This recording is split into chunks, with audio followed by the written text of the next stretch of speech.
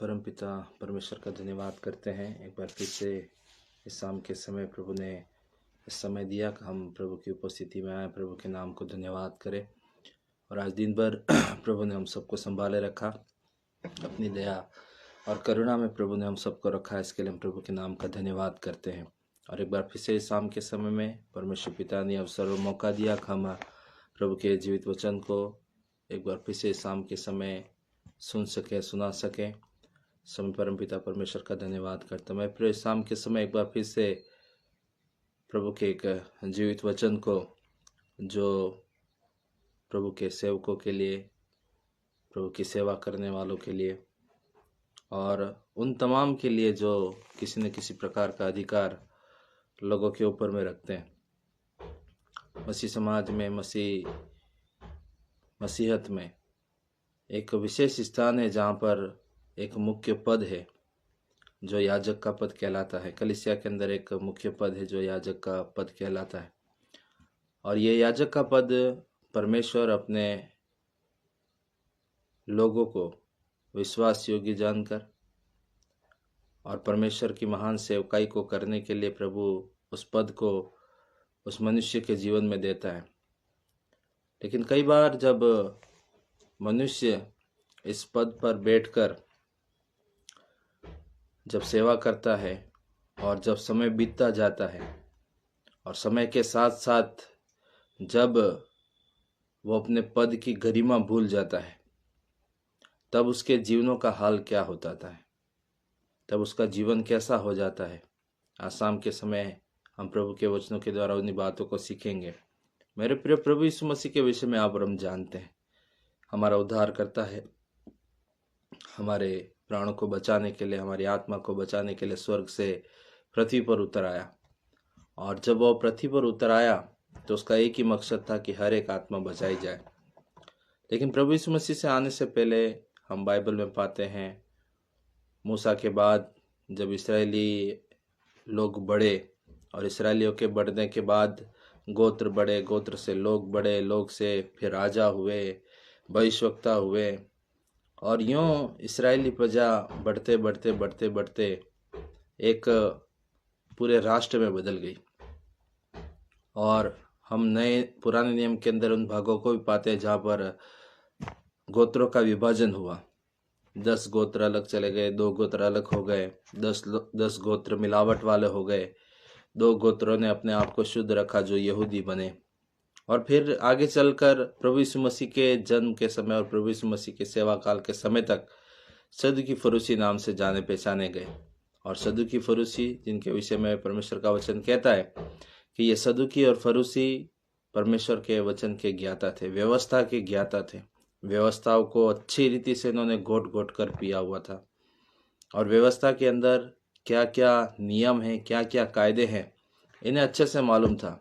क्योंकि जब हम दूसरी इतिहास की पुस्तकें पढ़कर या बाइबल से रिलेटेड यदि हम दूसरी पुस्तकें जो इस बाइबल की व्याख्या करती है वचनों को या उसके ऐतिहासिक दर्शनों को बताती हैं, उन पुस्तकों को जब हम पढ़ते हैं तो उसमें हम पाते हैं कि ये सदुकी और फरीसियों के पास ही अधिकार था कि वे व्यवस्था की पुस्तकों को पढ़े और उन्हें ही मालूम था कि व्यवस्था की पुस्तकों में क्या क्या लिखा हुआ है। और इनका काम था कि ये लोगों को कलीसियाओं में खड़े होकर, परमेश्वर के भवनों में खड़े होकर लोगों को बताएं कि किस प्रकार से इन्हें परमेश्वर के साथ में जीवन जीना है। लेकिन प्रभु यीशु मसीह के सेवा काल में या प्रभु यीशु मसीह के आते आते हम सदुकी और फरीसियों का हाल देखते हैं कि सदुकी और फरीसी अपने जीवनों के अंदर में जो काम परमेश्वर ने उन्हें सौंपे थे, जो काम परमेश्वर ने उन्हें करने के लिए दिए थे, उन कामों को छोड़कर उन्होंने व्यवस्था की दूसरे सारे बोझों को, सारे कामों को उन्होंने किया। मुख्य काम जो था कि परमेश्वर के पास लोगों को लाया जाए, परमेश्वर का भय, परमेश्वर का वचन उन्हें सिखाया जाए, इस बात से दूर होकर दूसरी जितनी बातें होती थी वो सब कुछ वे याजक करने लगे। मेरे प्रियो, आज के समय में भी ऐसा होता है कि याजकों ने अपना जो मूल काम है, जो सेवकों का मूल काम है, मिशनरियों का मूल काम है, विश्वासियों का, विश्वासी नहीं कह सकते, जो सेवक हैं, पास्टर, रेवरेंड, डिकन्स, बिशप्स, सेवा करने वाले, जो किसी न किसी रीति से कलीसियाओं को चलाते हैं, उन सब का जो मुख्य काम है वो परमेश्वर के वचन को सुनाना और परमेश्वर के विषय में, परमेश्वर के राज्य के विषय में लोगों को सचेत करना और उसके राज्य में प्रवेश कराने की बातों को सिखाना। लेकिन समय के साथ ये सब कुछ बदल गया। आज आप बड़ी बड़ी मिनिस्ट्रियां देखेंगे, बड़े बड़े चर्चेस देखेंगे, जिसमें परमेश्वर के वचन को छोड़ दूसरी सारी बातें, परमेश्वर के वचन को सिखाना छोड़कर सारी बातें उसमें हैं। पैसा लाओ, धन लाओ, ये टाइड लाओ, वो टाइड लाओ, इतना रकम जमा करो, इतना ये करो, इतना वो करो। और कई लोग सेवकों के कहने पर, पास्टर्स के कहने पर, कलीसिया के अगुवे के कहने पर धन को कलीसिया में ले आते हैं। चलो, कलीसिया की आवश्यकता है, ये पहले से नियम है, कायदे हैं, तो लोग इन्हें फॉलो कर रहे हैं। लेकिन पासबान, सेवक, पास्टर जो कलीसिया की अगुवाई कर रहा है, क्या उनको, उन लोगों को, टाइट देने वालों को ये नहीं सिखाना चाहिए कि इसके साथ साथ तुम अपना जीवन भी बदलो? लोग जब टाइट देते हैं, भारी रकम देते हैं, भारी पैसा देते हैं, भारी रीति से चर्च को दान करते हैं, तो लोगों को भी मानसिकता बैठ जाती है कि हमने बहुत दान दिया और इसके कारण हमारा उद्धार होगा, हमारा जीवन सब कुछ होगा, लेकिन जीवन बदलना नहीं है। और कलीसिया के अगुवे भी इस बात को सिखाते नहीं है। कलीसिया के अगुवे भी सिर्फ उनकी धन राशि से मतलब रखते हैं। सही समय पर उनका मासिक दान जमा हो जाए, सही समय पर उनका दशमांश जमा हो जाए, समय पर जब हम कुछ भेंट मांगने के लिए जाएं, किसी काम के लिए, वो दे दे। पासबान को भी इतना ही चाहिए। लेकिन परमेश्वर के वचन के द्वारा उनके जीवन के बदलाव के लिए उनके पास कोई भी परमेश्वर की ओर से दर्शन नहीं है। और ऐसे समय में टाइट देने वाले, दान देने वाले भी ये सोचते हैं कि हमने दान दिया है, उससे हमारा कल्याण हो जाएगा। मेरे प्रियो, वचन हमें बताता है कि हमारा धन, दौलत, रुपया, पैसा आप और हमें परमेश्वर के राज्य में नहीं ले जा सकता। प्रभु यीशु मसीह ने एक बार लोगों से कहा कि एक ऊंट का सुई के नाके में से निकल जाना सहज है, लेकिन एक धनवान का परमेश्वर के राज्य में प्रवेश करना बहुत कठिन है। मेरे प्रियो, परमेश्वर का वचन आप और हमें सिखाता है, प्रभु का वचन बताता है कि जो सेवक है उनका काम है कि वे कलीसिया को सचेत करें। लेकिन आज जो सेवक है, जो पास्टर हैं, उनको सिर्फ टाइट से मतलब है, उनको सिर्फ अपने मान सम्मान से मतलब है। लोग मेरा मान सम्मान करें, लोग मुझे इज्जत दें, लोग मेरे तारीफ करें, मेरे कामों की तारीफ करें, बस इतना ही सेवक को चाहिए। उसके जीवन के द्वारा किसी का उद्धार हो रहा है, उसके जीवन की बातों के द्वारा कोई व्यक्ति उद्धार पा रहा है या नहीं पा रहा है, कोई नशेड़ी व्यक्ति है, कोई व्यभिचारी व्यक्ति है, कोई लड़ाई झगड़ा करने वाला व्यक्ति है, उसका जीवन ऐसा ही पड़ा है और उससे सिर्फ धन अर्जित करके अपनी कलीसिया में इकट्ठा करना, इतना ही काम पासबान का रह गया है।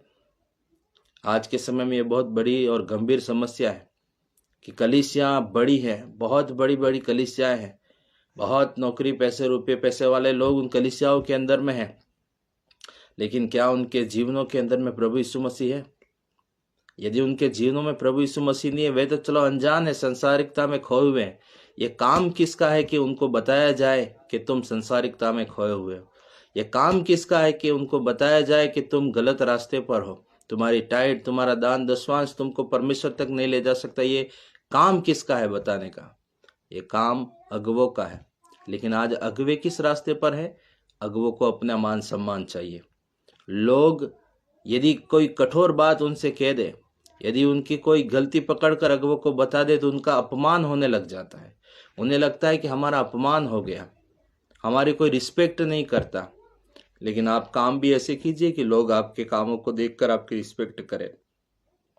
मेरे प्रियो, ये बातें मैं अपनी ओर से नहीं कह रहा हूँ, मैं परमेश्वर के वचन से आपको इस बात को बताना चाहता हूँ कि प्रभु यीशु मसीह के समय में भी ऐसे ही याजक खड़े हो गए। इन परिस्थितियों को आज के समय के साथ में मैंने इसलिए जोड़ने का प्रयास किया कि आप और हम इन बातों को जल्दी समझ पाए। प्रभु यीशु मसीह के समय मत्ती रचित सुसमाचार उसके 23वें अध्याय के अंदर यदि आप और हम पढ़ते हैं, तो प्रभु यीशु मसीह ऐसे ही अपने चेलों के साथ बैठे हुए थे और चेलों के साथ बैठकर सदुकी और फरीसियों के विषय में उन्हें शिक्षा दे रहे थे।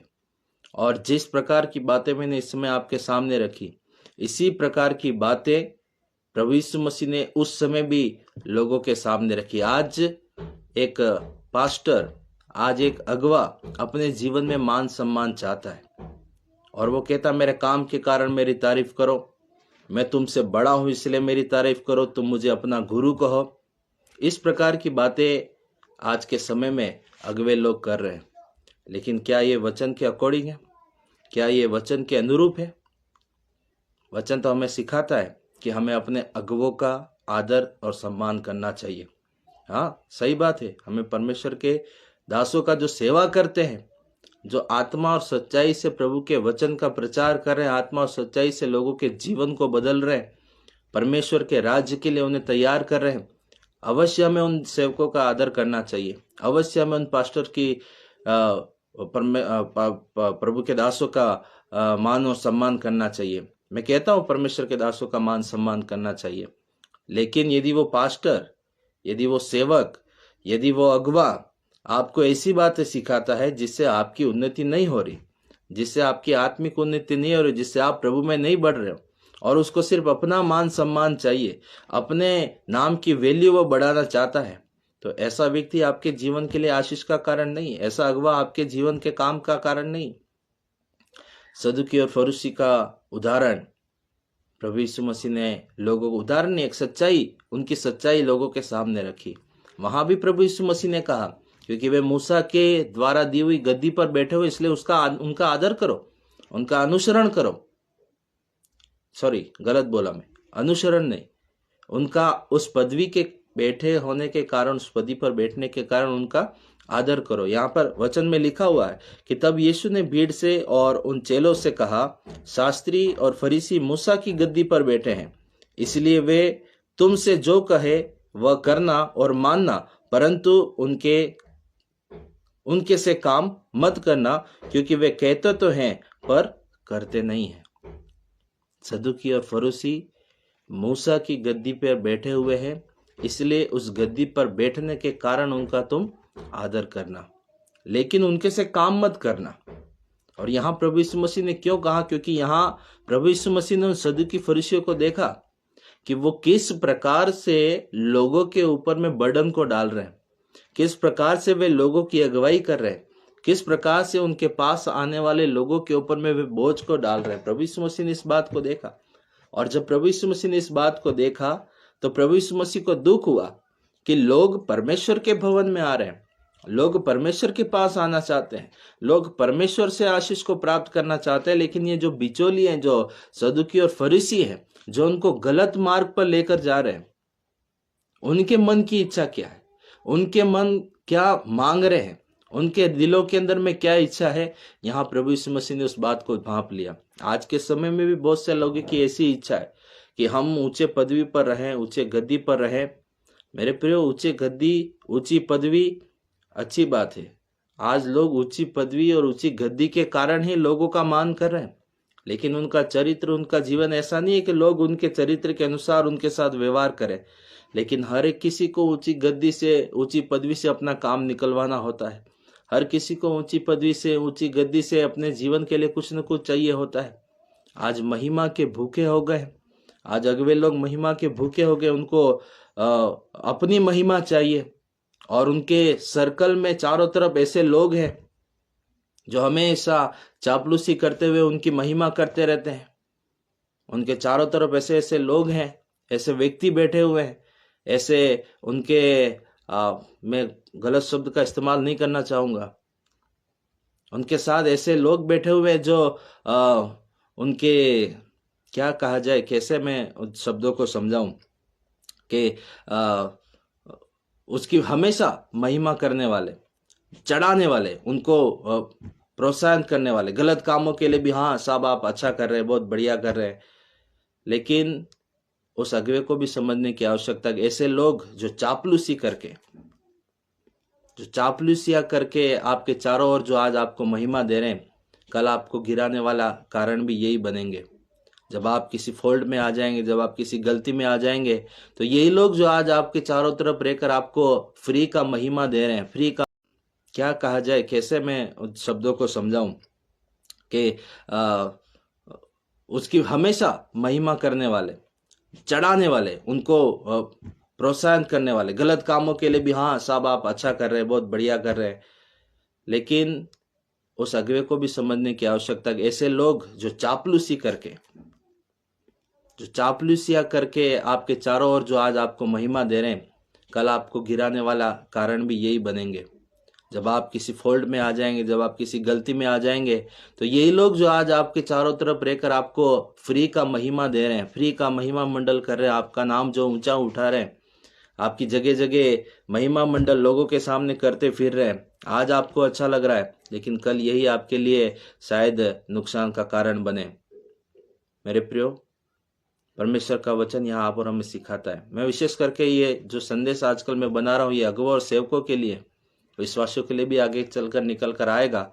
आप लोग भी सीखिएगा इस बात को, कि विशेष करके मैं सेवकों के लिए इसलिए बोल रहा हूँ क्योंकि शैतान ने भी अपने जीवनों के अंदर में महिमा को प्राप्त करना चाहा, और उसका परिणाम हम पाते हैं।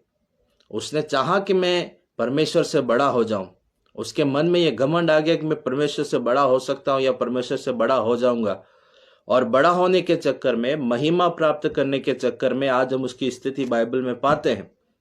और हम तमाम जो सेवक हैं, इस बात से हम अनजान नहीं कि उसकी दुर्दशा क्या हुई और आने वाले समय में उसकी दुर्गति क्या होने वाली है। मेरे प्रियो, एक घमंड मनुष्य को उसके असल काम से भटका देता है। याजकों, सेवकों, प्रभु के दासों, पास्टरों, आप और हमारा काम है प्रभु की सेवा आत्मा और सच्चाई के साथ में करना, ना कि महिमा को प्राप्त करना।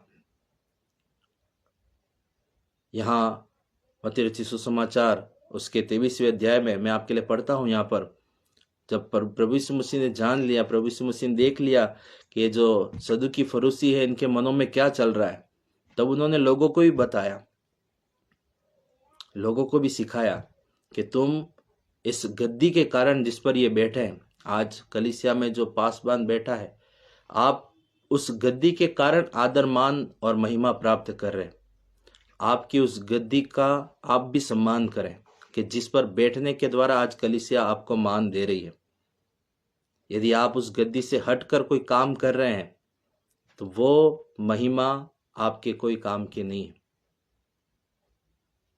मूसा की गद्दी पर बैठने के कारण जो याजकों के लिए बनाई गई, उस गद्दी पर बैठने के कारण आज मान और सम्मान प्राप्त कर रहे हैं। और यहाँ इन सदुकी फरीसियों के लिए भी प्रभु यीशु मसीह ने उनसे कहा, लोगों से कहा कि ये जो मूसा की गद्दी पर बैठे हुए हैं, इसलिए तुम जो कुछ ये कहे वो करना और मानना, परंतु इनके से काम मत करना, क्योंकि वे कहते तो है पर करते नहीं हैं। वे एक ऐसी भारी बोझ को जिन्हें उठाना कठिन है बांधकर उन्हें मनुष्य के ऊपर लादते हैं, उनके कंधों पर रखते हैं, परंतु स्वयं उसको उंगली से छूना नहीं चाहते। आज की स्थिति यही हो गई। आज के याजक लोग, आज के पास्टर लोग, आज के सेवक लोग कलीसिया के ऊपर में ऐसे ही बोझों को डाल देते जिनको वे उंगली से छूना भी नहीं चाहते। ऐसे भार को वे डाल देते जिसे वे अपनी उंगली से सरकाना भी नहीं चाहते। और प्रभु यीशु मसीह ने इसी बात को उन लोगों के सामने रखा, उनसे कहा कि वे अपने सब काम लोगों को दिखाने के लिए करते हैं। आप जो काम कर रहे हैं, मैं भी उसमें आता हूँ। आप जो सुनने वाले हैं, सेवक हैं, आप भी उसमें आते हैं। आप जो काम कर रहे हैं वो किसके लिए कर रहे हैं? लोगों को दिखाने के लिए, लोगों में महिमा प्राप्त करने के लिए, या प्रभु यीशु मसीह की महिमा के लिए? यदि प्रभु यीशु मसीह की महिमा के लिए कर रहे तो आप धन्य हैं, प्रभु आपको आशीष दे। यदि लोगों को दिखाने के लिए कर रहे हैं तो उसका प्रतिफल आप किस रीति से पाना चाहेंगे? प्रभु यीशु मसीह का एक वचन यह भी कहता है कि जो मनुष्य को दिखाने के लिए कुछ काम करता है वो प्रतिफल पा चुका। मनुष्य यदि आपके काम की वाहवाही कर दे, आपकी तारीफ कर दे, तो आप इस उसका प्रतिफल पा चुके। लेकिन यदि गुप्त में आप कुछ काम कर रहे, गुप्त में परमेश्वर की महिमा करे, गुप्त में परमेश्वर की सेवा कर रहे और उसके विषय में कोई नहीं जानता, तो उसका प्रतिफल स्वर्ग से आपके लिए आएगा। ये जरूर अवश्य उपवास के विषय में वचन है, लेकिन मैंने इसको आपके सामने इस प्रकार से रखा है। यदि आप लोगों के सामने बड़ा चढ़ाकर दिखाकर आप सेवा कर रहे हैं, आप चाहते हैं कि लोग मेरे सेवा के काम को देखकर, मैं जो चारों तरफ घूम रहा हूँ, फिर रहा हूँ, विजिट कर रहा हूँ, ये कर रहा हूँ, वो कर रहा हूँ, इतनी कलीसिया को चला रहा हूँ, ये जो आप सब दिखाकर लोगों को करना चाह रहे हैं, दिखा रहे हैं, लोग यदि उसकी तारीफ कर रहे हैं, इसका मतलब आपने पृथ्वी के प्रतिफल को चुना है, आपने स्वर्ग के प्रतिफल को नहीं चुना है। यदि परमेश्वर से आप प्रतिफल पाना चाहते हैं तो आप सेवा करें। यदि परमेश्वर से आप प्रतिफल पाना चाहते हैं तो आप परमेश्वर के सेवा को गुप्त में करें। सेवा को गुप्त में करने का मतलब, यदि परमेश्वर से प्रतिफल पाना चाहते, परमेश्वर से महिमा पाना चाहते तो अपने काम को करें। लोगों के सामने दिखाकर अपनी महिमा मत करवाइए। लोगों से मत कहिए कि आप मेरी महिमा करो, आप मुझे आदर दो, आप मुझे मान दो। आप और हम कौन होते? परमेश्वर ने हमें कैसी स्थिति से उठाया, कैसी दशा से आपको और हमें परमेश्वर ने उठाकर अपनी सेवकाई के लिए चुना। आप अपने और हमारे पिछले दिनों को याद करें। मैं अपने दिनों को याद करता हूँ, मैं अपने जीवन को याद करता हूँ कि मैं कैसी निचली अवस्थाओं से उठाया गया और परमेश्वर की सेवा के लिए चुना गया। आप भी अपने दिनों को याद करें कि आप कैसी स्थिति में थे और परमेश्वर ने आज आपको कितने अच्छे लेवल की जगह दी, लेकिन आप उस जगह पर चढ़कर आज किस प्रकार से उस स्थान को रौंद रहे हैं, उस जगह को आप रौंद रहे हैं जहां आपके जीवन से परमेश्वर को महिमा, प्रभु यीशु मसीह को महिमा मिलना था। वहां पर आप अपने जीवन के लिए महिमा को मांग रहे हैं। आप लोगों से कह रहे हैं कि मेरी महिमा करो, मुझे आदर दो, मुझे मान दो। सदुकी फरीसियों ने वैसा ही किया। सदुकी फरीसियों के विषय में लिखा, वे अपने सब काम लोगों को दिखाने के लिए करते थे। वे अपने ताबीजों को चौड़ा करते और अपने वस्त्रों की कोर को बढ़ाते थे। भोज में मुख्य मुख्य स्थान और सभा में मुख्य मुख्य आसन, बाजारों में नमस्कार और मनुष्य में रब्बी कहलाना उन्हें भाता था। परंतु तुम रब्बी ना कहलाना, क्योंकि तुम्हारा एक ही गुरु है और तुम सब भाई हो। आज कई लोग अपने आप को अपने से छोटों के ऊपर में अपना गुरु मानने लगते हैं। आप कलीसिया में गुरु होंगे, अच्छी बात है, लेकिन आपके साथ काम करने वाला भी परमेश्वर का जन है।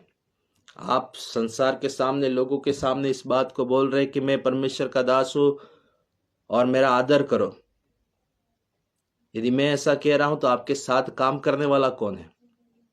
आपके साथ प्रभु की सेवकाई में अपना हाथ बढ़ाने वाला कौन है? क्या कलीसिया में सिर्फ आप पासबान हैं? क्या कलीसिया में सिर्फ आप सेवक हैं? क्या कलीसिया में सिर्फ आप सम्मान्य हैं? आपके साथ काम करने वाले सम्मान्य नहीं है? आपके साथ काम करने वाले मान और प्रतिष्ठा को रखने वाले नहीं है? प्रभु यीशु मसीह का वचन कहता है कि जैसा तुम अपने लिए चाहते हो वैसा ही दूसरे के साथ व्यवहार करो। जैसा आप अपने लिए चाहते हैं कि लोग आपको आदर दे, मान और महिमा दे, तो आप भी उसके साथ वैसा ही व्यवहार करो। एक कहावत हम इंग्लिश में सुनते हैं, गिव रिस्पेक्ट टेक रिस्पेक्ट। आदर दीजिए, आदर लीजिए। प्रभु यीशु मसीह ने भी कहा कि जैसा तुम अपने लिए चाहते हो वैसा ही दूसरे के साथ व्यवहार करो। यहाँ सदुकी फरीसी चाहते हैं कि लोग उन्हें रब्बी कहें। क्या आप भी ऐसा चाहते हैं कि लोग आपको रब्बी कहें, आपकी महिमा करें, आपको ऊंचा उठाएं? प्रभु यीशु मसीह कहता तुम्हारा एक ही गुरु है। आज आप किसी का गुरु मत बनिए। मत कहिए लोगों को कि मैं आपका गुरु हूं, मैं आपका गुरु हूं, आपको मेरी बात माननी चाहिए। हर एक व्यक्ति, हर एक पास्टर, हर एक सेवक कहीं न कहीं शिक्षा लेकर आया। उसने अपने जीवन का आइडल किसी न किसी को माना है। उसने अपने जीवनों में किसी न किसी गुरु को उसके अनुरूप अपने जीवन को बनाने का प्रयास किया है। और विशेष करके जो सेवक है उनका गुरु एक ही है। प्रभु यीशु मसीह ने कहा यहाँ पर तुम्हारा एक ही गुरु है, वो मसीह है। पृथ्वी पर तुम किसी को अपना पिता ना कहना, क्योंकि तुम्हारा एक ही पिता है स्वर्ग में, एक ही पिता है जो स्वर्ग में है। और स्वामी भी किसी से ना कहलवाना, क्योंकि तुम्हारा एक ही स्वामी है, अर्थात प्रभु यीशु मसीह। प्रभु यीशु मसीह ही आप और हमारा स्वामी है। प्रभु यीशु मसीह आप और हमारा गुरु है। कोई मनुष्य आप और हमें ऐसी शिक्षा नहीं दे सकता जैसा प्रभु यीशु मसीह देता है। सिर्फ मान और सम्मान प्राप्त करने के लिए आप किसी के सामने मत बोल दीजिए कि मैं तुम्हारा गुरु हूं। प्रभु यीशु मसीह के अलावा कोई सही शिक्षा, सही मार्ग आप और हमें नहीं दे सकता है। और जो कोई अपने आप को बड़ा करना चाहता है, जो कोई अपने आप को ऊंचा करना चाहता है, जो कोई मान पाना चाहता है, आज कई लोग ऐसे हैं जो अपने जीवनों के अंदर में अपने से छोटों के ऊपर में रहकर उनसे मान की और उनसे सम्मान की आशा रखते हैं। कई बार ऐसा होता है कि बड़े लोगों को बहुत अधिक जल्दी गुस्सा हो जाता है, या बड़े लोगों को जल्दी से क्रोध आ जाता है, बड़े लोगों का जल्दी से अपमान हो जाता है। कुछ उनके विषय में कह दो, कुछ उनके सामने सटीकता से बात कर दो, उनकी गलती को उनके सामने प्रकट कर दो, तो उन्हें तुरंत अपने मान सम्मान की चिंता होने लग जाए। तो उन्हें लगता है कि मेरा अपमान हो गया। और आप अपनी बातों के द्वारा, अपने शब्दों के द्वारा, अपने कटुता भरे शब्दों के द्वारा जो दूसरों को बोलते हैं, क्या उस समय किसी का मान और सम्मान ठेस नहीं लगती? क्या उस समय किसी के मान का सम्मान को ठेस नहीं लगती? क्या उस समय किसी का अपमान नहीं होता? जब आप और हम अपने विषय में इतनी चिंता करते, तो हमें दूसरों के विषय में भी चिंता करनी चाहिए। मेरे प्रिय, ये इसलिए मैं इन बातों को इसलिए कह रहा हूँ क्योंकि इन दिनों के अंदर, इन अंतिम दिनों के अंदर में आप जहां जाएंगे, मसीहत में विशेष करके जहां आप जाएंगे, वहां बड़े अधिकारी अक्सर छोटे लोगों को, छोटों से इस उम्मीद को रखते हैं कि वे हमेशा मेरा मान सम्मान करें, और वे बड़े होने के कारण किसी का भी अपमान कर देते हैं। बड़ी सभाओं में उनके ऊपर अभिषेक नहीं है, ये अभिषेक के बिना जीवन जीते हैं, ये बिना अभिषेक के, इनके ऊपर परमेश्वर का अभिषेक नहीं है, ऐसी बातों को उनके जीवन के लिए कह देते हैं। जब आप किसी के लिए बोलते तो सोच समझ कर बोलिए, क्योंकि वचन कहता है कि जैसा आप दूसरों के लिए बोते हैं, वैसा ही आप अपने लिए भी काटेंगे। मेरे प्रियो, आज आप और हम अपने जीवनों के अंदर में इस बात को समझे। प्रभु यीशु मसीह ने भी कहा कि जो तुम में बड़ा हो वह सबका सेवक बने। जो कोई अपने आप को बड़ा बनाएगा वह छोटा किया जाएगा। यदि आप बड़ा बनना चाहते हैं तो वचन कहता है कि पहले आप सेवक बने, पहले आप निचले स्तर से स्टार्ट कीजिए, निचले स्तर से आप ऊपर बढ़िए, आप अपने से छोटों का मान करना सीखिए। यदि आप कहते हैं कि मैं तुम्हारा गुरु हूं, तो तुम गुरु को ऐसा अपने चेलों को सिखाना चाहिए, ऐसा उनके जीवनों, अपने जीवन के द्वारा दूसरों को सिखाना चाहिए कि देखो मैं ऐसा करता हूं। और एक इसका अच्छा उदाहरण प्रभु यीशु मसीह है। प्रभु यीशु मसीह ने अपने चेलों के पांव धोए, प्रभु यीशु मसीह ने अपने शिष्यों के पांव धोए, और पांव धोते समय प्रभु यीशु मसीह ने उनको ये शिक्षा दी कि देखो मैंने तुम्हारा गुरु होकर तुम्हारे पांवों को धोया है। जब मैंने गुरु होकर तुम्हारे पांवों को धोया, तो तुम्हें भी एक दूसरे के साथ ऐसा करना चाहिए।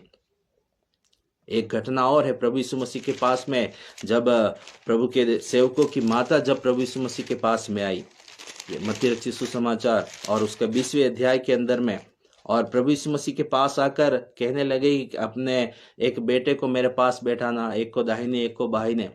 तब प्रभु यीशु मसीह ने वहां पर भी एक बात को कहा, और इस भाग को हम पढ़ते हैं मत्ती रचित सुसमाचार 20वें अध्याय और उसके 25 पद से आगे लिखा हुआ कि यीशु ने उन्हें पास बुलाकर कहा कि तुम जानते हो कि अन्य जातियों के हाकिम उन पर प्रभुता करते हैं, और जो बड़े हैं वे उन पर अधिकार जताते हैं, परंतु तुम में ऐसा नहीं होगा।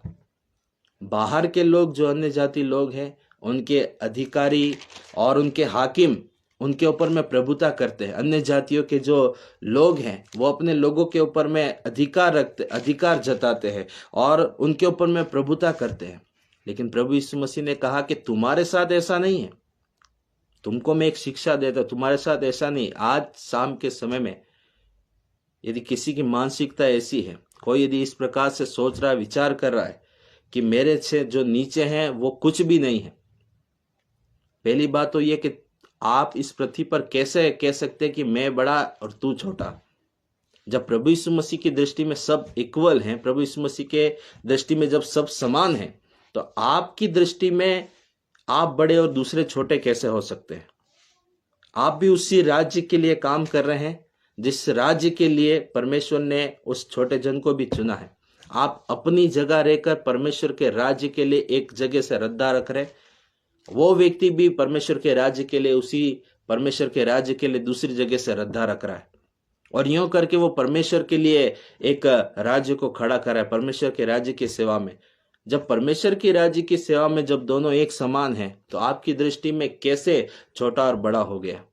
और यहाँ एक ऐसी बात प्रभु यीशु मसीह के सामने भी है, प्रभु ने अपने लोगों से भी कहा कि परंतु तुम में ऐसा नहीं होगा, परंतु जो कोई तुम में बड़ा होना चाहे वह तुम्हारा सेवक बने, और जो तुम में प्रधान होना चाहे वह तुम्हारा दास बने। जैसे कि मनुष्य का पुत्र वह इसलिए नहीं आया कि उसकी सेवा टहल की जाए, परंतु इसीलिए आया कि वो सब परमेश्वर के राज्य के लिए एक जगह से रद्दा रख रहे, वो व्यक्ति भी परमेश्वर के राज्य के लिए उसी परमेश्वर के राज्य के लिए दूसरी जगह से रद्दा रख रहा है, और यूं करके वो परमेश्वर के लिए एक राज्य को खड़ा करा है, परमेश्वर के राज्य की सेवा में।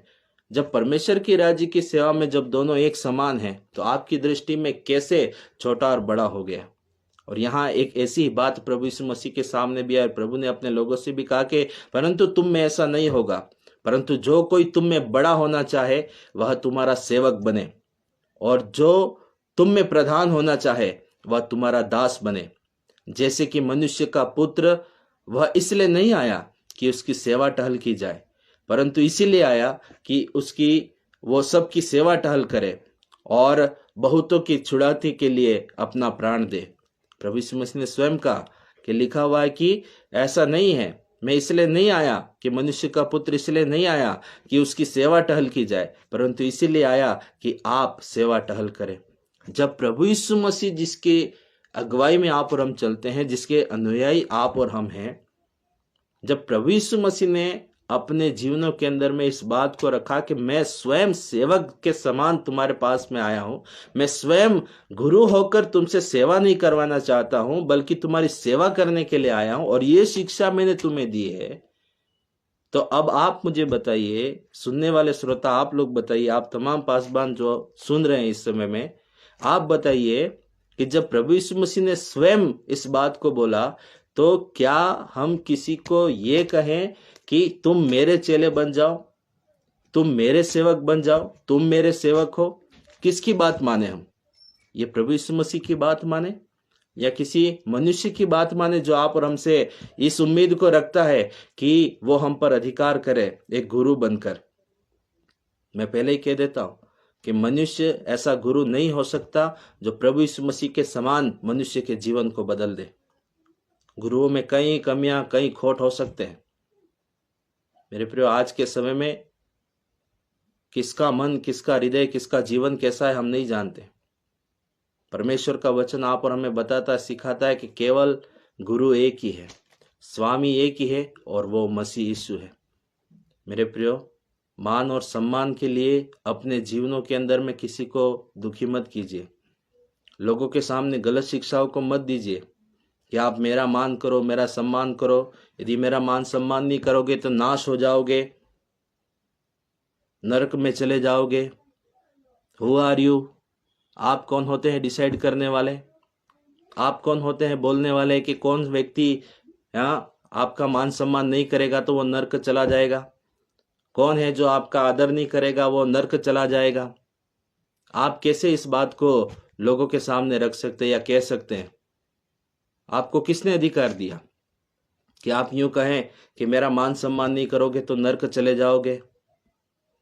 आप कौन होते हैं किसी व्यक्ति का प्रभु के साथ में कैसा जीवन है ये डिसाइड करने वाले? एक व्यक्ति अपने जीवन में जानता है कि उसका रिश्ता प्रभु के साथ में कैसा है। आपके साथ रिश्ता अच्छा नहीं है, इसका तात्पर्य ये नहीं है कि वो अपने जीवनों में मसीह के साथ भी अच्छा जीवन नहीं जी रहा है।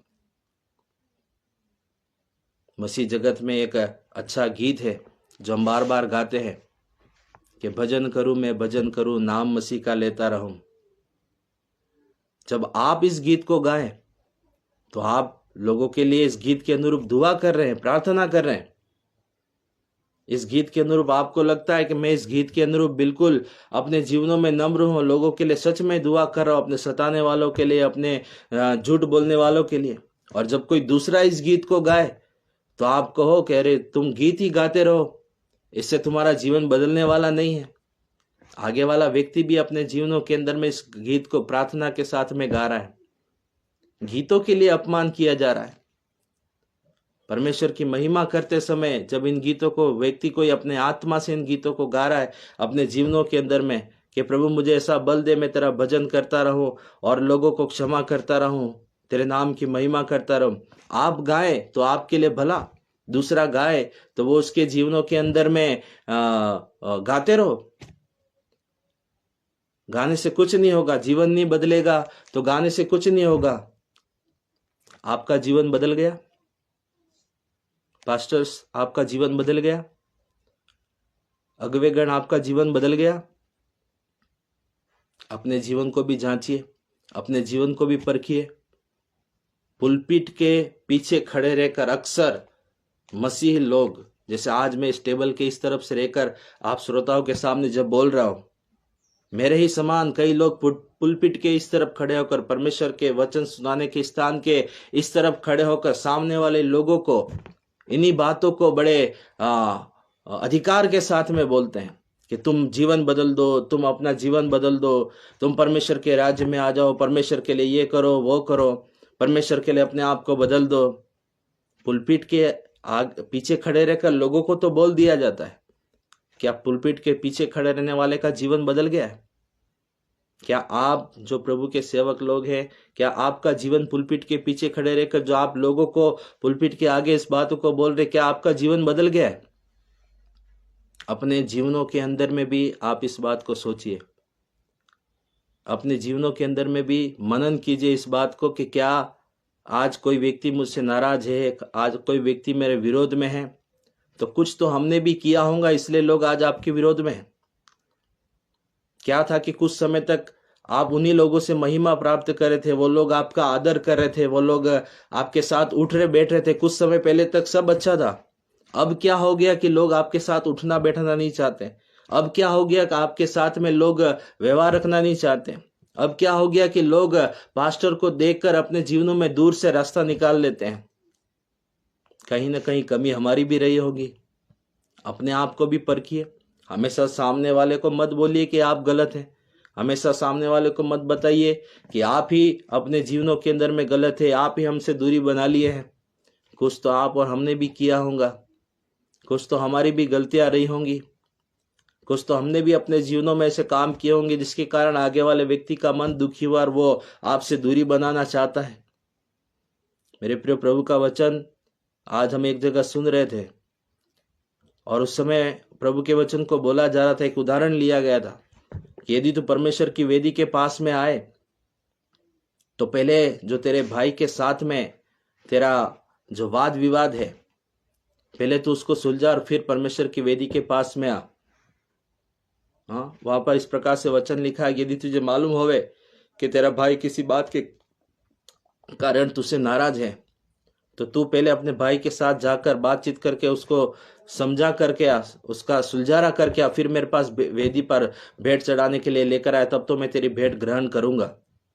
मेरे प्रियो, उस वचन के अंदर में जो व्यक्ति नाराज है वो व्यक्ति अपने भाई के पास में नहीं गया, लेकिन जो व्यक्ति जिससे नाराज है और जिसको मालूम है कि मेरे भाई मेरे किसी बात के कारण मुझसे नाराज है और मुझसे दूरी बनाई है, जो व्यक्ति नाराज है वो उसके पास नहीं गया। जिस व्यक्ति से नाराजगी है, वचन कहता है कि प्रभु यीशु मसीह ने कहा कि उसको अपने भाई के पास जाकर अपने जीवन के अंदर में उससे पूछने के लिए बोला कि भाई क्या बात है। मेरे प्रियो, आज आप और हम जो मिनिस्ट्री करने वाले सेवक और पासबान हैं, कई बार अपनी कलीसियाओं में, कई बार अपने से छोटे, कई बार अपने से नीचे वाले लोगों के साथ में अपने कई ऐसे कामों के कारण उनके मनों को दुखी करते, और हम कभी उनसे पूछते नहीं कि तुम किस हाल में हो, किस जीवन में हो, कैसी परिस्थितियों में हो। और जब उनके विपरीत उनकी किसी बात के लिए जब वो आपसे प्रत्युत्तर करे, आपसे कुछ बोल दे, जब आपसे को कुछ बता दे या आपके किसी गलत काम के लिए आपको बताए कि आपने ऐसा ऐसा किया है, आप तुरंत बड़े होने के नाते नाराज हो जाइए। ऐसा क्यों होता है कि हमेशा बड़े लोग ही नाराज हो जाते हैं? ऐसा क्यों है कि बड़े लोगों का ही अपमान होता है, छोटे लोगों का क्या कुछ नहीं है क्या? यदि आपको आदर मान और करना है, प्रभु का वचन इस प्रकार से बताता है कि जो बड़ा होना चाहता है वो पहले अपने आप में सेवक बने। आप ऊंचा उठना चाहते हैं, अपने आप से आप ऊंचा नहीं उठ पाएंगे। अपने आप से महिमा मंडल करवा कर आप इस पृथ्वी की वाहवाही तो ले लेंगे, लेकिन परमेश्वर से कुछ प्रतिफल को नहीं पाएंगे। प्रभु यीशु मसीह भी आप और हमें ऊंचा उठाना चाहता है, लेकिन उसके लिए कहता है कि पहले छोटा बनो, पहले अपने आप को छोटा बनाओ, पहले सेवक बनो, दूसरों की सेवा करो, उसके बाद तुम बड़े कहलाओगे। और प्रभु की महिमा प्रभु को दीजिए, प्रभु के काम की महिमा प्रभु के काम को दीजिए, प्रभु को दीजिए। प्रभु की महिमा अपने ऊपर मत लीजिए, क्योंकि वचन लिखा हुआ है कि परमेश्वर अपनी महिमा किसी को देता नहीं और वो जलन रखने वाला परमेश्वर है। मेरे प्रिय, शाम के समय में तमाम प्रभु के दास दासी जो अपनी सेवाओं को देते हैं, अपनी कलीसियाओं में अपनी बातों को परमेश्वर की बातों को उनके सामने रखते हैं, आप मान की चिंता मत कीजिए। आप अपने कामों को दर्शाकर लोगों के सामने इस बात को मत बताइए कि मैंने ऐसा किया वैसा किया, मेरे इस काम के कारण मेरी महिमा करो। आप परमेश्वर के लिए काम करो, परमेश्वर की महिमा करो, परमेश्वर के लिए अपनी उत्तम सेवाओं को दो। आपकी सेवा देखकर लोग अपने आप परमेश्वर के नाम में आपकी महिमा करेंगे। आपको लोगों को बार बार कहने की आवश्यकता नहीं पड़ेगी कि मैंने ये काम किया, वो काम किया, मैंने यहाँ प्रचार किया, मैंने इतने लोगों को लाया, ये वो। आपको दूसरों को बताने की आवश्यकता नहीं पड़ेगी। आपके काम अपने आप बोलेंगे। हमें बताना नहीं पड़ेगा कि हमने क्या किया। हमारे काम अपने आप बोलेंगे कि हमने परमेश्वर के लिए क्या किया, और तब अपने आप प्रभु हमें महिमा देगा। सो इस शाम के समय प्रभु हम सबको आशीष दे, हमारे जीवन पर अनुग्रह करें, हमें समझ और बुद्धि का आत्मा प्रदान करे, और तमाम ऐसे विचार जो हमारे जीवनों में आते उसे प्रभु हमें छुटकारा दे। प्रभु हम सबको आशीष दे। प्रभु यीशु मसीह के नाम में आप सबको जय मसीह की।